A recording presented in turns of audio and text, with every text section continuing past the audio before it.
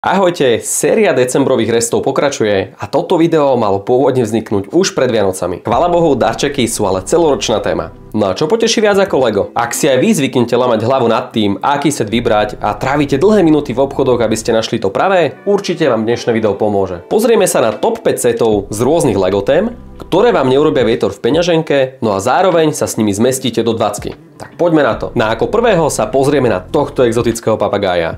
Krásny, pestrý set o 253 dielikoch. No a práve tie farby ho predurčujú na to, že bude super doplnkom niekde na poličke, kde zaručene bude pútať pozornosť. Tým, že sa jedná o tému kreator, sa nelimitujete iba na papagája, ale zo setu viete postaviť rybu alebo žabu.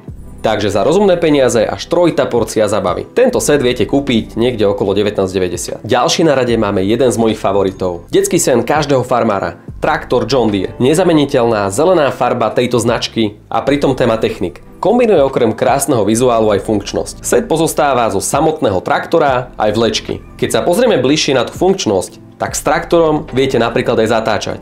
Rovnako je možné vyklápať aj vlečku, ktorej kolieska na náprave sa vedia prispôsobovať výškovo terénu. Tento skvelý set viete kúpiť v cene do 21 €, takže sme jemne nad limit, ale určite to stojí za to. No ako by mohlo chýbať Star Wars? A práve set Mandaloriana a Baby Yodu z edície Brickheads. Vizuálne to skôr škaredé káčatko. Osobne som není veľký fanúšik Brickheads a tak to nebola úplne láska na prvý pohľad. Ale práve vďaka tomuto setu som podľahol. A navyše, ak máte radi aj seriál, tak je to must have každého fanúšika. Pri tomto sete zároveň vidím aj istý investičný potenciál, tak verím, že ho ocení aj nejaký zberateľ. A čo je najlepšie, že tento set viete kúpiť do 15 €. Teda vôbec nie zlé na túto dvojku, čo poviete? Maratón Harryho Pottera je pre mnohých fanúšikov čisto vianočná záležitosť. Takže ak ste vy alebo v okolí máte nejakého Potterheada, tento set určite nesmie utiecť vašej pozornosti. Tento set je naozaj veľmi zábavný a na prekvapenie je plný milých detailov z filmu. Okrem kotlíka aj napríklad otvárateľné umývadlo ako vchod do tajomnej komnaty.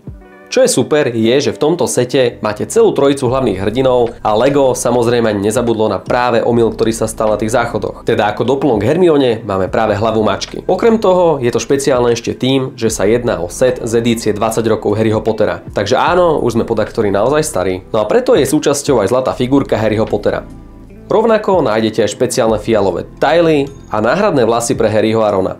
Do 15 € je to perfektná kúpa. Ak radi staviate vlastné mesto, tak edícia City ponúka priam neobmedzené možnosti. Čo mi však udrelo v našej cenovej relácii do oka najviac, je toto smetiarské auto. Triediť odpadky je naozaj dôležité a myslí na to aj v Legu.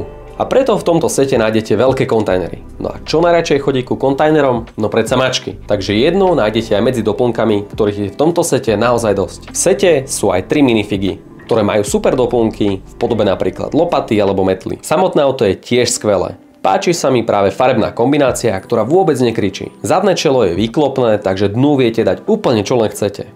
Za cenu 20 € je to fakt dobrá voľba. A ako by to bolo bez bonusu? Toto mal byť pôvodný bonus, čiže Marvel Super Heroes, ale ako hovorím, pri našej rýchlosti sme to v decembri fakt, že nestihli, tak mám iné odporúčanie. A to nič iné ako 25.